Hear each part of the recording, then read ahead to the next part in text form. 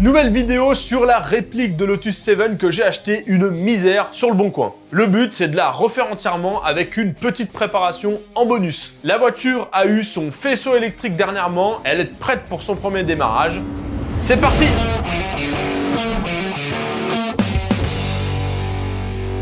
Le sponsor de la vidéo, c'est Ovoco. Et Ovoco, qu'est-ce que c'est? C'est un site de vente en ligne de pièces détachées automobiles d'occasion. Personnellement, j'utilise régulièrement leur service pour me procurer des pièces bien précises pour mes projets. Parce que c'est assez dingue, mais ils ont vraiment le choix. Ils ont un système de rubriques et de recherche pas mal du tout, et on arrive à trouver pratiquement tout ce qu'on veut à des tarifs ultra compétitifs. Vraiment, vous pouvez trouver des trucs de ouf, pas cher du tout comparé à d'autres sites, ou même en casse, où c'est toujours trop cher. Vous pouvez sélectionner la marque du véhicule, puis le modèle, et vous avez accès à toutes les catégories des pièces qui sont évidemment compatibles avec votre voiture. Et vous avez une photo, voire plusieurs photos de la pièce en question, et il n'y a pas d'arnaque là-dessus, hein. J'ai vérifié plusieurs fois. À chaque fois, vous allez recevoir exactement le modèle de la photo. Moi perso, c'est toujours le cas, donc vraiment trop bien, pas de surprise. Et comme je vous l'ai dit, il y a vraiment énormément de choix. On compte pratiquement 4000 vendeurs dans l'Europe. Donc pour la 7 par exemple, j'avais acheté la crémaillère de direction chez Ovoco, et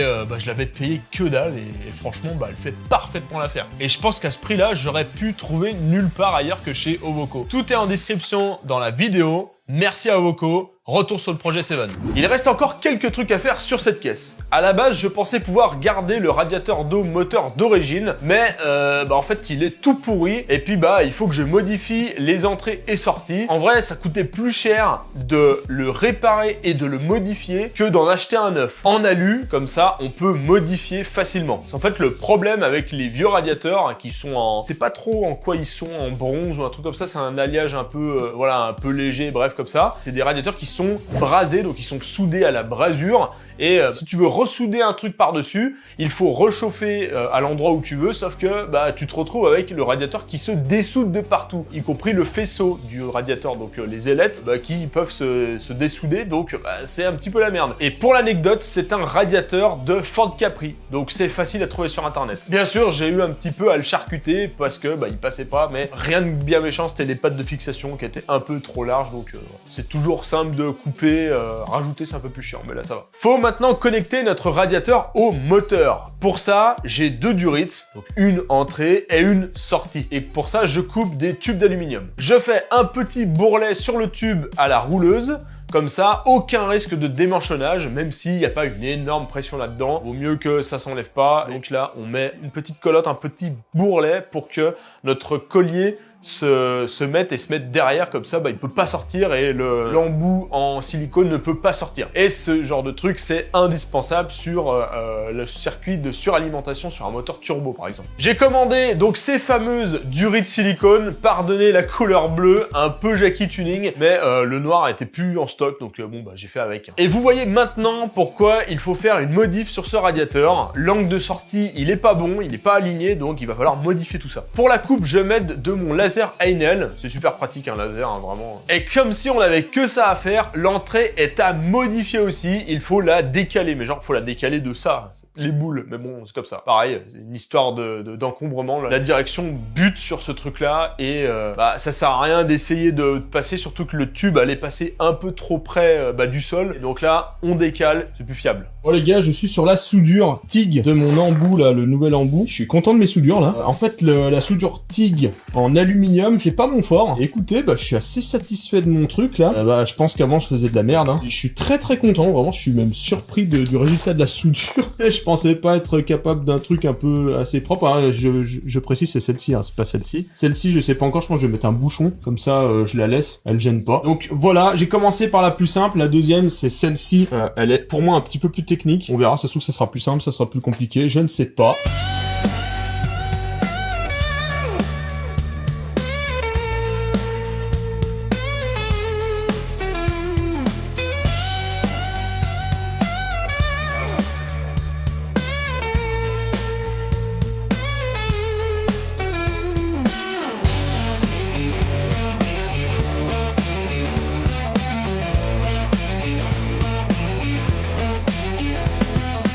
Bon, je viens de souder ici parce que j'ai vu que ça ne fonctionnait pas, ça touche la direction. Donc là, j'ai coupé à ras, j'ai mis une plaque. Bon, les soudures sont pas fameuses, mais en fait, la plaque, c'est du 1,5 mm d'épaisseur. Là, on est sur du 2. Et le problème, c'est que là, il y avait encore de la soudure, donc on est encore plus épais. Donc ouais, c'est un petit peu galère de souder une plaque fine sur une plaque ou une épaisseur épaisse. Ça, c'est valable en aluminium ou en acier et compagnie, hein. Sauf que vu que je suis encore un peu novice en aluminium, bah, c'est encore plus dur. Bref, là, l'idée, c'est de mettre un capuchon là, hop, de le rendre étanche au niveau de la sortie, et on va le monter sous eau. Donc on va le remplir de flotte et on va le tenir à la verticale. Et comme ça nous indiquera si tout est bien étanche avant de le monter sur la voiture.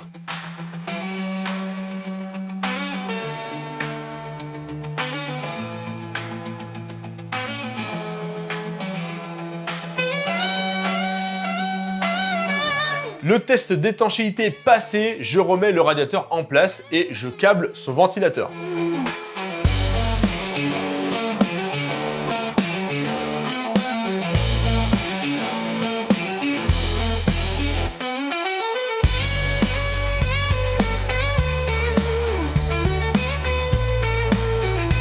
Et je suis pas mécontent de mon montage, c'est bien foxé propre comme il faut. Les câbles de bougie ont besoin d'un support bien propre, je sors un brut d'aluminium et direction le tour à métaux. Une passe à la fraiseuse pour faire un petit méplat pour le montage, tige fileté découpé, on visse le tout sur une vis de carter cache-culbut, c'est plus propre et bah ça tient bien le câble, au moins il se balade pas de partout.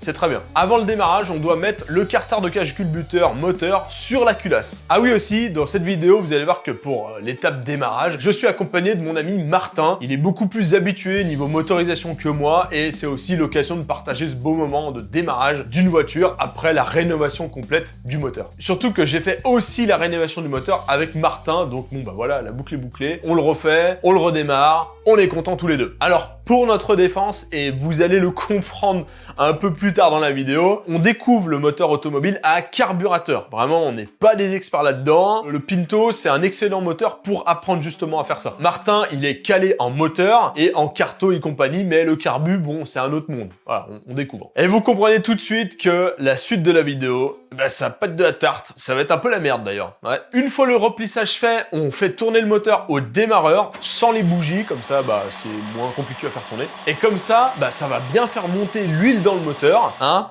On fait bien monter l'huile dans le moteur, c'est important l'huile. Test d'allumage et premier problème, bah on n'a pas d'allumage, on n'a pas l'étincelle. Ce qui est embêtant pour un moteur explosion car bah, sans l'étincelle, bah ça pète pas en fait. Bon les amis, le souci est réglé. Vous vous demandez peut-être pourquoi j'ai toutes ces têtes Delco devant moi. Parce que le souci venait de la tête Delco. Et on a regardé tout le faisceau électrique, il y a que 6 fils. Il y en a 4 qui sont sûrs d'être utilisés par la tête Delco et la bobine. Donc en vrai, bon c'était câblé comme ça sur la voiture, donc ça peut pas ne pas fonctionner. Et il y a un fil de masse et il y a un autre fil qui est l'après-contact. Et lui, bah voilà. Hein. Et il y avait un pont qu'on a rajouté à la fin qui, bah ma foi, fonctionne. Donc il fallait bien le mettre celui-là. Une fois que t'as tout checké, un truc ultra simple, tu dis mais c'est pas possible, ça marche pas. C'est quoi ce délire? Et en dernier recours, j'ai voulu tester la tête Delco, l'échanger avec une autre. À la base, j'ai pris celle-ci. Celle-ci, elle est neuve. C'est une tête Delco qui m'a été donnée par le propriétaire du moteur 2 litres. Parce qu'en fait, à l'origine, sur le 2 litres, il y avait ça. C'est une tête Delco qui se gère avec un boîtier. Enfin, c'est la merde. Et ça, c'est pas du tout compatible avec le petit amplificateur que j'ai. Celle-ci est neuve. Sauf que, écoute, ça ne fonctionne pas avec celle-ci. Alors qu'avec celle-ci, qui est celle d'origine du Pinto 1,6 litre, donc c'est la tête Delco qui était d'origine sur la voiture, ça fonctionne parfaitement. Je sais que si on enlève le capuchon, là, ça a rien à voir, les deux technologies sont pas pareilles, donc là on a une bobine et là on a je sais pas quoi. Cette tête Delco, je vais la nettoyer toute propre. J'ai déjà changé le capuchon, ça c'est le capuchon de celle-ci, parce que l'ancien de celle-ci était fendu, donc voilà. Et je vais lui remettre un petit coup de propre, on va refaire cette prise là, parce qu'elle est énorme et puis que ça sert à rien. Et puis on va la remettre sur la voiture, et on va être sûrement prêt pour le démarrage. Allez, c'est parti!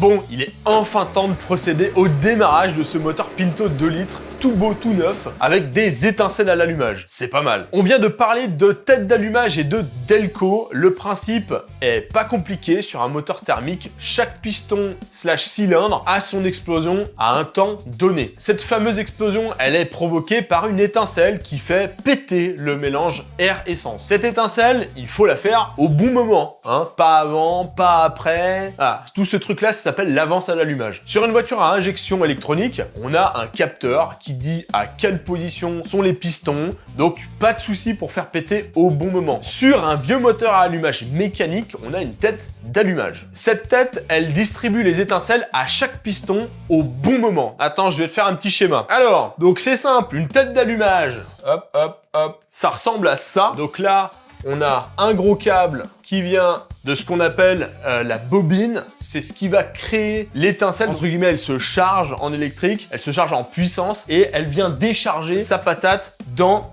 les bougies. Les bougies, où elles sont? On en a une là, une là, une là et une derrière que j'ai pas représentée parce qu'en fait, il y a 5 câbles électriques qui viennent et qui sortent de cette tête. Pour un moteur 4 cylindres, si on a un moteur V8, bah on en a plus, donc 9 trucs. Au bout de ces câbles, on a notre bougie, donc on en a une là et une là, évidemment. Comment ça se passe là-dedans? Si on fait une vue de haut de ce truc-là, on a nos 4 contacts qui vont aux bougies, hein, vous avez compris, hein. Ensuite, ce qui se passe, c'est que là-dedans, on a un axe tournant, et c'est cet axe tournant qui est relié au moteur. Donc le moteur, il tourne, et il fait tourner aussi ce truc-là. Sur cet axe-là, on a ce qu'on appelle un doigt allumeur. Hop, voilà. Et ben, il tourne. Il tourne comme ça, hein. Ce doigt allumeur, il a un contact ici. Et ce contact, il est relié au centre. Et au centre, vous l'avez vu, c'est l'alimentation. Et dès que ce doigt-là, il va tourner, et ben il va passer ainsi de suite sur chaque contact de chaque bougie. Et c'est là que c'est important de faire gaffe à l'ordre de l'allumage du moteur. Et sur notre petit moteur Ford Pinto, l'ordre d'allumage c'est 1, 3, 4, 2. 1, 3, 4, 2. 1, 3, 4, 2. 1, 3, 4, 2. C'est l'ordre d'allumage. Vous avez vu, c'est pas très compliqué, vraiment. C'est ultra logique, c'est mécanique. Maintenant, le problème, c'est qu'il faut régler cette tête d'allumage pour qu'elle envoie l'étincelle au bon moment. Parce que autant le timing entre 1, 3 et 4, 4 et 2 et 2 et 1, il est toujours pareil. Hein. C'est un quart, un quart, un quart, un quart. Il n'y a pas de souci là-dessus. Le problème, c'est que tout ça, là, eh ben, on peut venir le décaler. Mais il n'y a que cette partie-là qui tourne. Le doigt, il est relié à ce fameux axe qui, lui, est fixe au moteur. Donc vraiment, lui, il ne tourne pas. Donc, si vous voulez, on peut faire varier cet angle-là. C'est lui qu'il faut régler le plus précisément. Et pour régler ce fameux angle, on se fie au point mort haut du moteur, donc au moment où le piston numéro 1 est tout en haut. Et quand il est tout en haut, eh ben on essaye de faire en sorte que le doigt là soit sur ce contact là. C'est pas le réglage le plus optimal, mais c'est ce qui permet d'avoir un truc qui va démarrer et qui va nous permettre de passer à l'étape suivante, c'est-à-dire la lampe strobo pour affiner ce fameux angle et affiner l'avance à l'allumage. En théorie, c'est super simple. En réel, c'est pas simple. J'aime bien ce tableau. J'aime bien. Voilà, j'aime bien.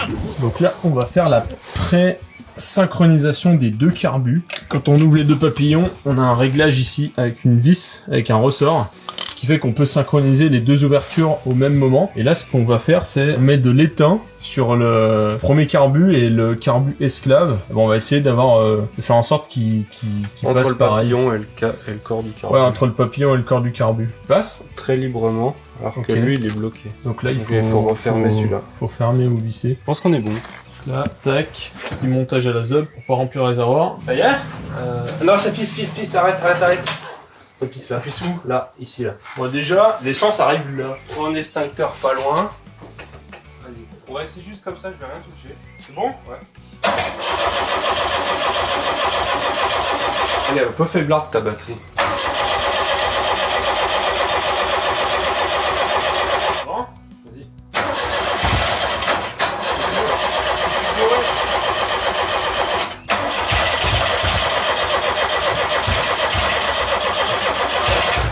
On a un peu de nettoyer en fond aussi. Ouais, on peut essayer. Aussi, on met une petite pichenette dans chaque cornet et on voit ce que ça fait.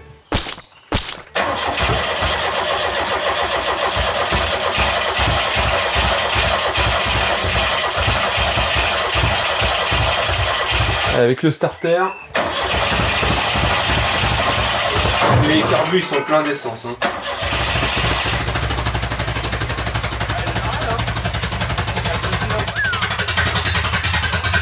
T'as que 2 cylindres là.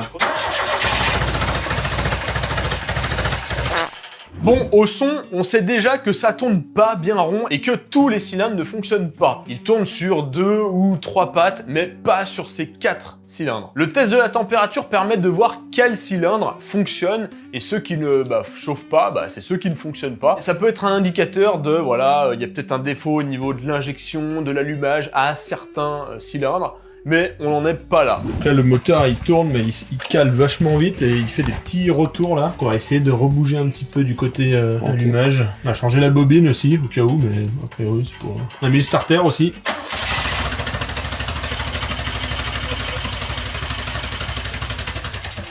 J'ai touché à la Delco et direct il a marché sur tous les cylindres. Bon, après, le problème vient de la tête Delco qui forçait un peu parce que là, le caoutchouc touche les carbus, donc si on veut avoir un peu de marge de réglage, il faut la décaler. En fait, la tête d'allumage et sa tête Delco, ça se règle en faisant pivoter l'ensemble. Ça, c'est ce que je vous expliquais tout à l'heure sur le tableau. Ce réglage, il est assez sensible. Et c'est là-dessus qu'on tente de trouver un moyen pour que notre moteur il puisse tourner rond. Cette espèce de tête, on ne peut pas la faire tourner parce qu'à un moment donné, elle bute contre le carburateur. Donc on peut pas la faire tourner. On peut pas essayer des réglages parce que on peut pas aller plus loin.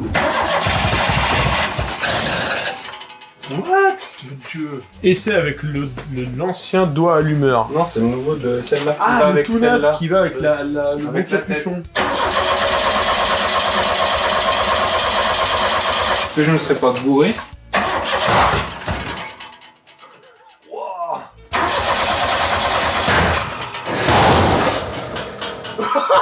Non, il y a trop de retard là. J'ai essayé d'enlever le ralenti. Ah, mais c'est peut-être le ralenti. Le starter qui était... C'est pourquoi des fois il marche, des fois il marche pas, cet enfoiré. Bon, mais là, le gros souci, c'est qu'on est complètement paumé dans nos réglages. On sait que l'allumage n'est pas bon, on demande de l'aide à droite à gauche. Bon, tout le monde nous donne le bon conseil. Faites avec la lampe strobo. La lampe strobo, on l'a, on sait s'en servir, mais on a un problème majeur. Le moteur ne démarre pas. Pour faire la lampe strobo, il faut déjà un moteur qui puisse démarrer et qui soit tournant un minimum stable. J'ai enlevé de l'avance.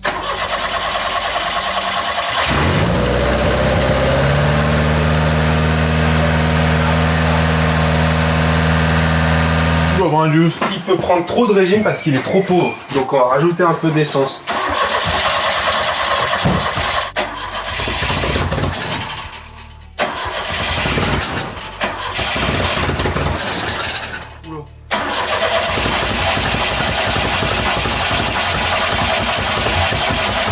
En fait, notre problème, c'est qu'on sait pas pourquoi ça craque pas. Le Pinto n'est pas un moteur capricieux à la base, donc il a aucune raison de ne pas démarrer. Il y a un autre truc. On teste tellement de réglages d'allumage qu'on en vient aux extrêmes. Soit trop d'avance, et là, l'essence, elle pète à l'admission et ça fume au carburateur, donc ça fait... Et là, tu t'en prends plein la gueule. Ou alors, on a trop de retard à l'allumage et on a de l'explosion à l'échappement. Et là, ça fait un gros... On vient de créer la bagnole réservée exclusivement au pop and bang, mais bon, ça serait quand même cool qu'elle puisse démarrer, quoi. Dans ces cas-là, on change des choses pour être sûr et certain. Donc, il y a des pièces, on a un doute, on les change avec une autre, soit une neuve, soit une autre qui fonctionne, mais voilà, on teste des trucs. Je décide d'écarter le souci des câbles de bougie en faisant des neufs. Parce que mine de rien, ça peut être un souci d'allumage, ça.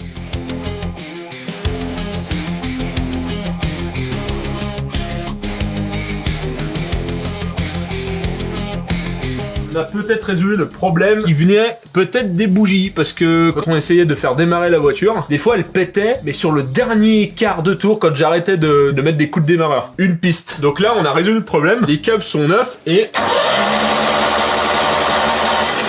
si je remets mon montage comme il était avant, vous allez voir que une fois que je vais arrêter le démarreur, les bougies vont s'allumer.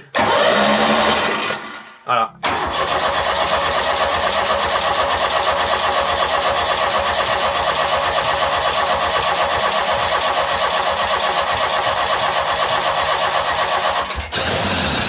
Bon, on continue dans l'expérimentation, on vient de créer la bagnole à génération de fumigène. Même Henri Ajax n'y avait pas pensé. S'ensuit échec sur échec, on noie le moteur tellement on tente le démarrage, il y a plus rien là. Il y avait une flaque d'essence dans chaque cylindre, c'était un truc de ouf. Mais là, le moteur, il veut plus rien savoir, il y a plus aucun son moteur, il craque plus. Bon, parlons un peu de l'échappement de la voiture, plutôt de la partie silencieuse du pot d'échappement, la partie visible en dehors de la voiture, parce que effectivement, une Lotus 7, l'échappement, il est sur le côté, il est visible. Alors c'est très stylé en vrai, je trouve que ça donne vraiment du charme à la voiture, sauf que là, l'ancien propriétaire a décidé de mettre une ligne un peu plus courte. En gros, c'était pour éviter de se brûler quand on sortait de la voiture, et aussi pour le bruit, parce qu'effectivement, ça pète un peu plus devant l'oreille, donc ça va, alors qu'avant, c'était vraiment pile poil au niveau de la tête. Le problème, c'est que c'est ultra moche. J'ai décidé de refaire la ligne, déjà parce que le support, il était éclaté. Alors, je sais pas si j'ai la pièce là. Il y a une pièce comme ça là qui était fixée mais à l'arrache. En plus, il a un petit angle là qui est pas ouf. C'est même pas ébavuré. Bref, je vais tout simplement couper ici et toute cette partie là, je vais la mettre comme elle était à l'origine, comme c'est fait sur une 7. En gros, la sortie elle sera ici. Voilà. Là où c'est un petit peu technique, c'est qu'il va falloir refaire le système d'accroche. Leur truc là, moi j'en veux pas. Donc on va partir sur un autre truc avec un beau cylindre en bloc et on va se prendre sur ces 3 perçages, enfin on va en prendre que 2, mais vu que là il y a des trous partout, autant qu'ils servent à quelque chose. Donc là je vais faire une espèce de platine, je vais mettre mon cylindre en bloc dessus et le pot d'échappement tiendra tout seul. Tac. Donc voilà les travaux. Ensuite j'aimerais bien y ajouter une plaque par chaleur, et même que le pot était là, mon père s'est brûlé le mollet avec, donc on va essayer de faire quelque chose pour que ça soit le moins dangereux possible. Allez c'est parti.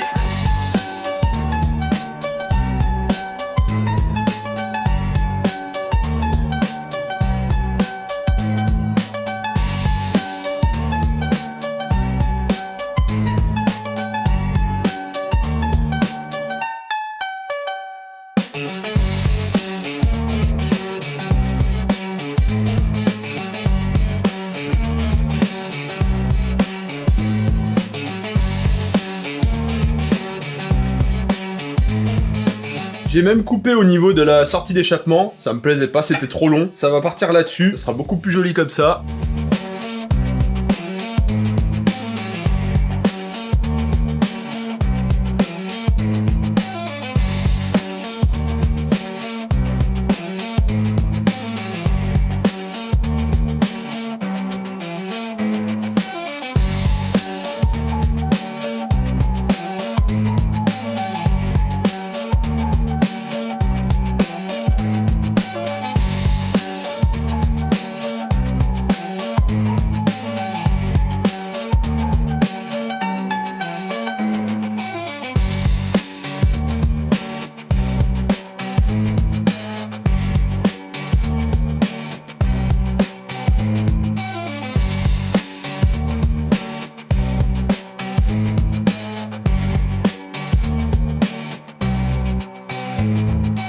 Pour fixer le bout de silencieux, j'utilise un cylindre en bloc caoutchouc. J'usine un support en aluminium pour que ça soit bien propre.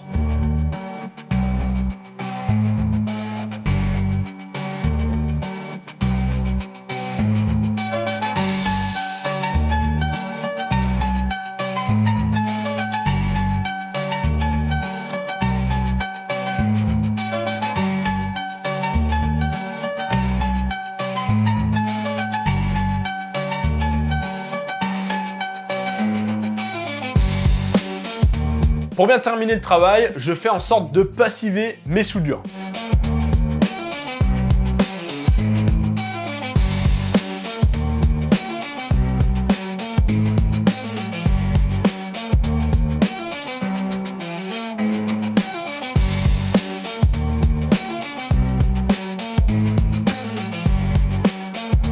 Et vu que je suis sur l'usinage, j'en profite pour faire mon bouchon d'huile.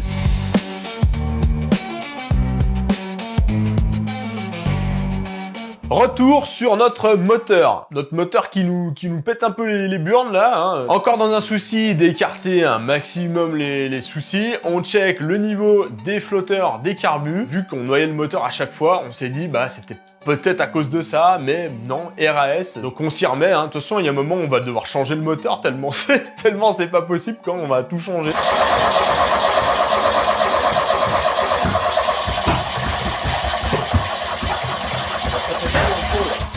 À ce moment-là, on a un éclair de génie. Dans le pot, il n'y a pas assez d'avance. Et non, en fait, pas du tout, on est toujours paumé. Nouvelle compétence, débloquer les flammes au carburateur, voilà, hein, c'est cadeau, hein. Il est presque, hein. Bon, ça fait 353 000 tentatives de démarrage que tu y es presque, et ça démarre toujours pas.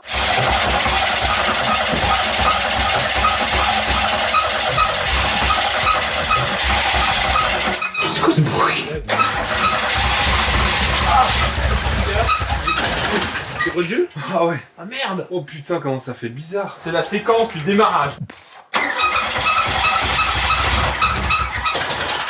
Oh, c'est bizarre ce bruit là. Il y a un truc qui frotte. Bon, ça démarre toujours pas, mais on a encore un autre problème. On a ce bruit qui persiste, et même pire, hein, qui s'amplifie. Alors au début, on pense à un truc qui frotte, genre l'échappement, vu que bah il est tout neuf. On se dit, bah peut-être qu'il frotte contre la tôle, ou une courroie. Au début, moi je pensais que c'était une courroie. Enfin, ça venait du devant du moteur, un peu bizarre, quoi. Mais pour être honnête, à ce moment-là, j'ai un très mauvais pressentiment, hein. Pour moi, ça vient pas de l'extérieur du moteur, ça vient de l'interne du moteur. Et ça, c'est pas bon signe du tout. On décide donc de retirer le cache-culbut pour voir si mon intuition est bonne. Bah le couinement, bah c'est effectivement l'arbre à câble. Il n'est pas alimenté en huile. On fait bien monter l'huile dans le moteur, c'est important l'huile. Bon.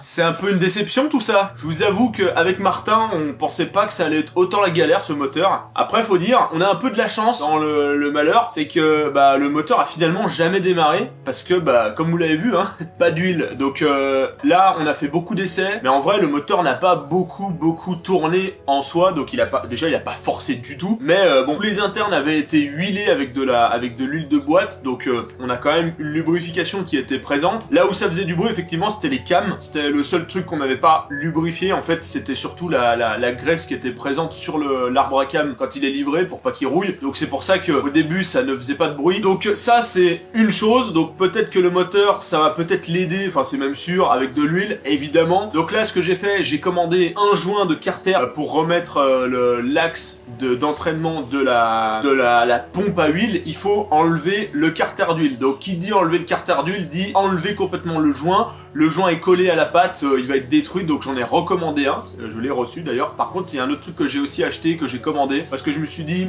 quitte à tout ouvrir et se faire chier, autant changer aussi cette pompe à huile pour être sûr qu'elle fonctionne. Parce que, rappelez-vous, hein, ce moteur-là, l'arbre à cam était complètement mort. Donc est-ce que c'est la pompe qui était un peu pourrie? Voilà. Donc dans le doute, j'ai commandé, c'est pas 30 balles qui va me faire chier. Et surtout, en fait, j'ai vraiment pas envie de redémonter parce que ça a encore pété et de flinguer le moteur. Donc c'est peut-être le plus raisonnable. Un autre truc aussi, on a des fuites à ce niveau-là, au niveau des carbus, là, juste ici, là. Faut qu'on regarde pourquoi ça fuit, hein. C'est pas normal que ça fuit à cet endroit-là. Donc là, vu que les carburateurs sont à revoir, donc à démonter, vu que on n'est pas sûr du réglage de ces carburateurs parce que il y a rien de réglé, vraiment on n'a aucun réglage. On va réinstaller le carburateur d'origine. Donc lui, on va le nettoyer un petit peu, on va surtout pas le dérégler et ça va nous aider pour le redémarrer et surtout pour avoir un réglage de l'allumage un peu propre, enfin stable quoi. Et ensuite, une fois que le moteur tournera correctement et qu'on va tout faire avec la lampe strobo et tout, on pourra se réoccuper des Weber 40. Et là, on pourra les régler puisque l'allumage, on sera sûr qu'il sera bon. Donc voilà, c'est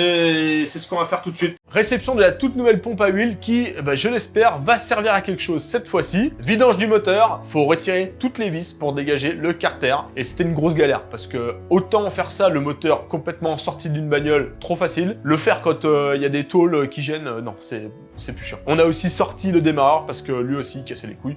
Mais voilà. Vas-y, refais comme si tu le posais et moi je le... Allez. Bon, non, je vais garder. Allez. Hop là. Bon, c'est carter d'huile retiré et là on va remettre la petite pompe à huile avec ce truc là. Cette petite pièce que vous voyez à l'écran, c'est elle qui manquait et qui empêchait la pompe à huile d'alimenter le moteur en huile. Et pour la petite histoire, j'ai volontairement pas mis cette pièce. Alors vous allez vous dire mais il est trop con ce gars.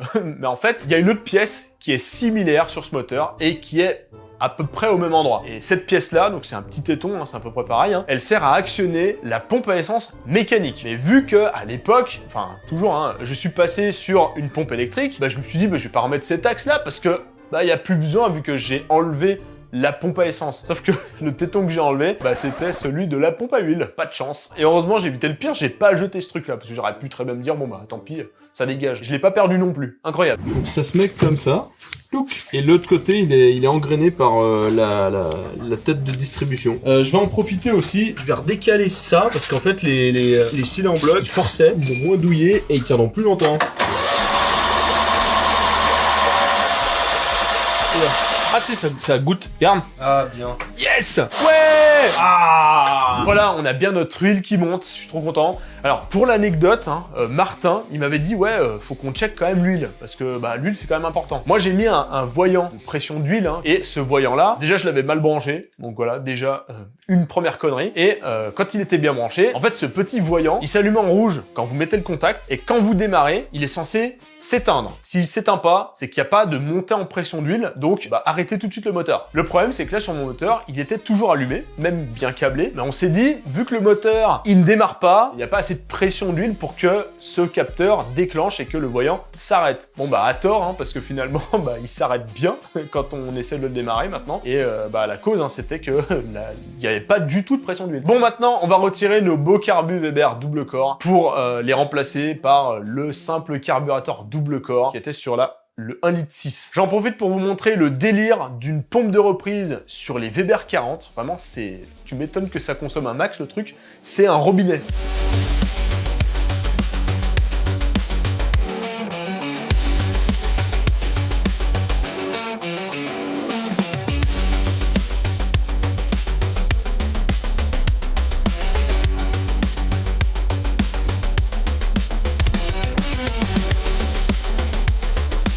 C'est reparti pour les démarrages. Et là, j'espère que ça va le faire, hein.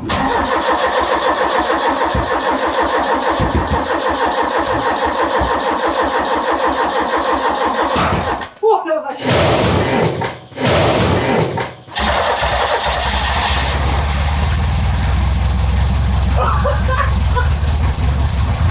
Putain, comme tout à l'heure,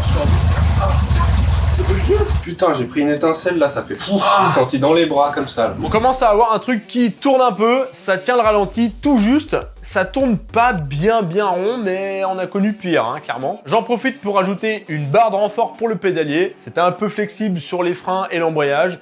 Là, ça bouge plus. Et j'adapte correctement la commande de gaz au nouveau carbu. Voilà, comme ça, c'est tout opérationnel. Bon, vu que la solution temporaire pour tester le moteur va devenir une solution permanente, je démonte tout et je vais passer un coup de propre là-dessus parce que là c'est un peu dégueulasse, c'est un peu dommage. Et on va mettre de la bonne visserie bien propre. On va le faire tout beau ce machin.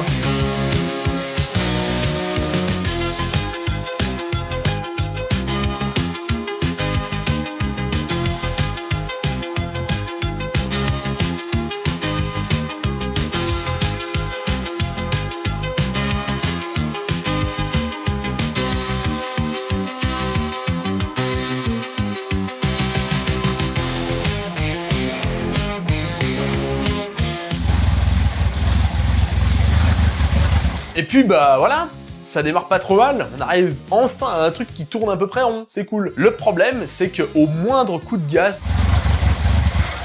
ça cale. On va enfin pouvoir sortir cette fameuse lampe strobo. Ça se connecte avec des pinces sur la batterie, on vient mettre ce truc là autour d'un câble de bougie, et on vient diriger la lampe vers la poulie dumper côté gravure. En gros, dans le principe, la lampe va clignoter à la même fréquence que l'allumage du moteur et on va pouvoir voir le repère de la poulie se mettre sur les gravures qui indiquent l'avance à l'allumage. Bon, malheureusement, j'ai dû foirer le réglage de ma caméra car on voit tout simplement rien du tout de ce que je viens de vous raconter. C'est dommage parce que c'est assez troublant comme truc parce qu'on a l'impression que le moteur ne tourne plus. Mais quand on vient tourner la tête d'allumage, on voit bien que le repère, il se décale sur les graduations. Bon alors, petit problème, le moteur crève dès qu'on met un peu de gaz, mais vraiment impossible de lui faire prendre 100 tours minute, impossible. Donc a priori, c'est trop pauvre. Donc on va regarder les gicleurs qui se trouvent juste là, voir si c'est ça, sinon bah on verra bien. Hein. Bon, ça fait déjà plusieurs semaines qu'on est dessus, alors je vous rassure, on n'y est pas tous les jours, on n'y est pas 24 heures sur 24 là-dessus hein, quand même, mais on galère un max malgré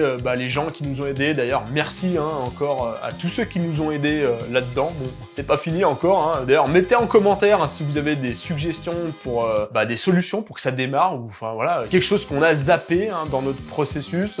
N'hésitez pas, vraiment, l'espace commentaire c'est fait pour, hein. Je suis pas, y a pas que moi qui parle, y a pas que moi qui dit des trucs et tout, donc vraiment je compte sur vous. On a donc quand même demandé de l'aide à un pote de mon père qui lui s'y connaît bien mieux en carburateur, hein, c'est clairement son truc. Avec lui on a rechecké la distribution, on a replacé le doigt d'allumage correctement, on recheck tout avant de tester le moteur à nouveau. Vraiment le but c'est vraiment d'être quasi sûr que tout est bien là où il faut. Et nouveau problème qu'on rencontre et qui commençait à apparaître doucement depuis les premiers essais, hein. Vous l'avez peut-être remarqué dans la vidéo, c'est la mort imminente du démarreur. Vous avez fait 2 fois le coup où en gros il surchauffe, donc il ne tourne plus. Tu mets un coup de clé, il fait juste un clic, surchauffe total. Il y a un moment où il remarche, il nous a fait le coup 2 fois, donc il a remarché 2 fois. Mais là, il tourne plus du tout. Donc là, on l'a définitivement achevé sur ces derniers tests. C'est dommage parce qu'on commençait à avoir un petit truc, ça commençait à pétoyer un petit peu. J'ai des petites théories là-dessus. Bon déjà, la mort du démarreur en soi, bon je sais pas de combien de temps, de quelle année il est ce truc-là, s'il est d'origine ou pas, mais voilà, il a fait son temps. Et nous, on l'a complètement achevé parce que c'est vraiment pas bon. Hein. Normalement, un démarreur, ça fait quelques tours et ça démarre. Là, on lui a tiré dessus, mais à balle. La théorie, c'est que le démarreur, il n'a plus assez de pêche pour lancer correctement le moteur. T'as une moto, tu fais un coup de kick. Si tu fais un coup de kick un peu pourri, elle démarre jamais ta moto. Donc là c'est pareil. Et vu qu'il est bien mort ce truc-là, en quelque sorte, et ça je pense un peu, hein, il pompe un maximum de watts à la batterie et ça peut peut-être impacter l'allumage du moteur au niveau des bougies. Donc c'est pour ça qu'on a un allumage qui est un peu bof. Bref, affaire à suivre. J'ai tout commandé en neuf, donc démarreur, j'ai recommandé une bobine, j'ai recommandé le truc qui fait le calculateur. En fait, il y a un petit module d'allumage. J'en ai commandé un neuf parce qu'on sait jamais s'il bug celui que j'ai. Bref, j'ai tout recommandé et on verra ça une prochaine fois car la voiture elle est actuellement en peinture. Elle est quasiment terminée, je suis assez content vraiment, ça fait bientôt, ça fait plus de 2 ans que j'ai cette voiture là, qu'elle est en restauration, donc je suis très content, c'est la fin du projet. J'ai juste hâte quand même qu'elle remplisse sa fonction première, à savoir rouler. On a quand même un moteur qui a démarré et qui a tenu un semblant de ralenti. On a découvert le son qu'il allait faire avec son échappement. C'est toujours un plaisir d'entendre un moteur qu'on a refait, qu'on a mis en pièces et une ligne d'échappement qu'on a fabriquée. Donc moi je trouve qu'elle a un son très agréable, c'est super cool. Il est typique des carburateurs. Moi ça me plaît bien, en tout cas ça pétarade un peu. Bon alors ça c'est peut-être pas normal, mais ça va quand même pétarader un petit peu. À voir quand elle prendra ses tours, hein. J'ai trop hâte de voir comment ça va gueuler quoi l'affaire. Petite information, la Seven sera exposée au salon Epoch Auto à Lyon les 8, 9 et 10 novembre sur le stand YouTuber. Donc je serai accompagné de mes copains de chez YouTube. Ça va être génial, venez nombreux, on vous accueille avec grand plaisir. On est dans le hall d'entrée, vous pouvez pas nous louper. Si la vidéo vous a plu, n'oubliez pas de la liker, de la partager, commentez si vous avez des questions, des suggestions concernant par exemple le démarrage, si vous avez des astuces. Abonnez-vous pour voir la suite des aventures entre l'atelier, l'hypercar, la fin de la Seven. Moi je vous dis à la prochaine. Tchuss!